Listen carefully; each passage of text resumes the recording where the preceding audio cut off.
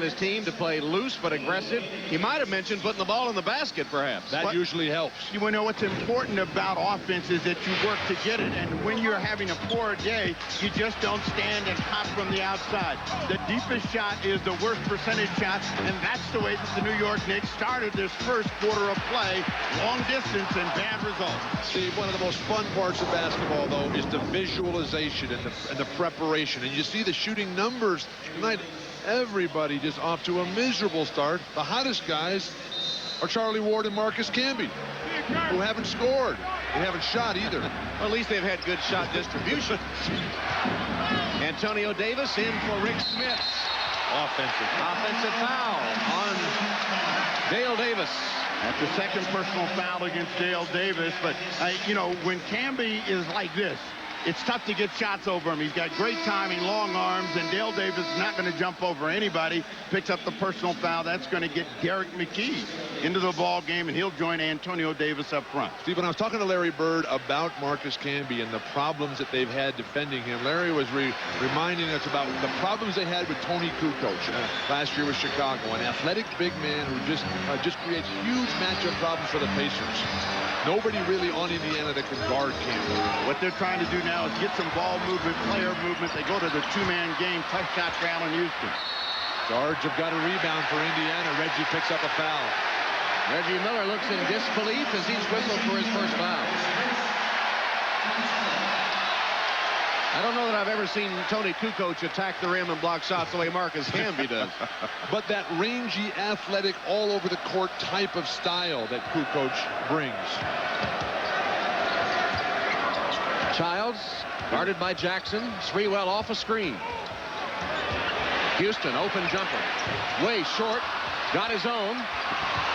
Got it knocked away. The problems for Allen Houston, too much anxiety here at the start of the ball game. He needs to calm down. Wide open, he just flattened that shot out. Anxiety. Reggie Miller, he's not coming back in on the defensive backboard. He's trying to leak out every time to get quick opportunity. He's been burned twice now by Houston. There is a clear example of the difference between Chris Childs and Charlie Ward. Chris Childs will pass the ball ahead where Charlie Ward continues to dribble. So when he gets this ball out of the backcourt and pops it ahead, he puts a lot of pressure on the defense of the Indiana Pacers. A surprise Mark Jackson said, "Not me." Mark Jackson with a foul sends Allen Houston to the free throw line. While watching the game, log on to NBA.com for expert analysis, head-to-head stats, live sortable shot charts, in-game video highlights, and a chance to listen in to the complete post-game press conferences. And on Monday, June 14th at 2 Eastern, former Pistons guard Joe Dumars will participate in a live chat with fans, all at NBA.com. Allen Houston misses the second of the two free throws. When we talked to Allen about the importance of this game, he said, "I don't look at this as a one-game deal. We got to win 5 games to win the championships." Reggie Miller still ice cold. Sprewell, though, had to save it in bounds, couldn't control the rebound. And now Hugh Hollins and Dick Pavetta disagree. It'll be Indiana ball. Dick Pavetta all over that ball. Well, Childs is going to try to come in here and make a save after Sprewell mistimed his leap, got himself out of control, and the ball was clearly off of Childs. A mistake by Pavetta, but he corrected it, and Indiana gets it back. But you can tell by Allen Houston's shooting that he is very tight here at the outset of this ball game. The marquee players struggling. Reggie Miller 1 of 5, Sprewell 1 of 5, Houston 1 of 5.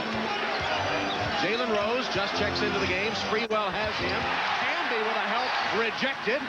Antonio Davis tapped in by McKee. Derek McKee in the right place at the right time for his first bucket. The bench for Indiana was so badly outplayed. Camby still having a huge impact, but if Antonio Davis, Jalen, and Derek McKee can do something tonight, the Pacers have a chance. Now remember game 3 when both teams started shooting so poorly, and then from the second quarter on they really souped up and got going. This game is a lot like that, and both teams are struggling. As you take a look at the all-time low for playoff points. Childs with 54 seconds gives it up to Sprewell. Can't score. Got his own rebound and puts it down. That first ball was blocked by Antonio Davis. If the Pacers can't even get the ball in bounds, how would they expect to win? Jalen Rose, who's played a variety of positions for the Pacers, gets it to Miller. Ball fake, shot, no good. And a loose ball foul on New York. Kurt Thomas. The Knicks are not controlling their own defensive backboard. Latrell Sprewell off the blown inbounds play. The first block rejected there by Antonio Davis, but Spree stays with it. Persistence. 33 seconds to go. The Knicks need good defense. They'll get one more possession, and let's see if they can keep the Indiana Pacers out on the perimeter. Play the clock all the way down. Put pressure on New York's defense. Here's Derek McKee. Canby got him on the arm. What Canby should realize in guarding someone like Derek McKee, he's longer. He doesn't have to gamble and reach for the ball. He has them under control and can't resist the temptation. And anytime you whack down, you're probably going to get the call going against you. First free throws of the game for Indiana upcoming. When asking Larry Bird about cutting down his rotation, which a lot of people have suggested to him, he said, hey, I'll play guys who earn good minutes.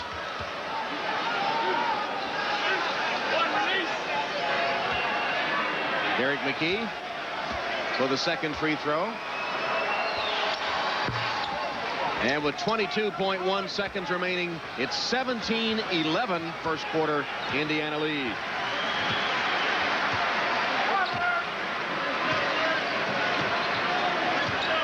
And they put the ball in Houston's hand, and he's got to be attacking the defense of Reggie Miller. Don't hold the ball. Find a way to get in deep. Forces his way in and gets one. And one for Allen Houston. Blocking foul called. It'll give Houston a chance for a three-point play. The Knicks, after a horrendous start, they're down 4 points with a chance to make it 3 with the free throw here on a terrific drive. Denying penetration, a critical aspect to controlling tempo outside the line. That's a tough call to make, a blocking call against Derek McKee, who doesn't agree with the referee one bit. Well, why do they have that line, Bill? I thought if you were outside, the call went to your favor if you were the defender. Well, now you're asking me to explain the referee's mentality. But you meet with them before every game.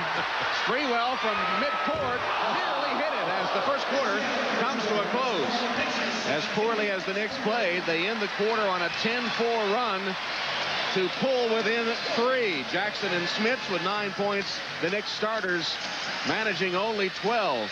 At the end of the first quarter in Game 6, the Indiana Pacers leading the New York Knicks 17-14 at Madison Square Garden. You're watching the NBA on NBC.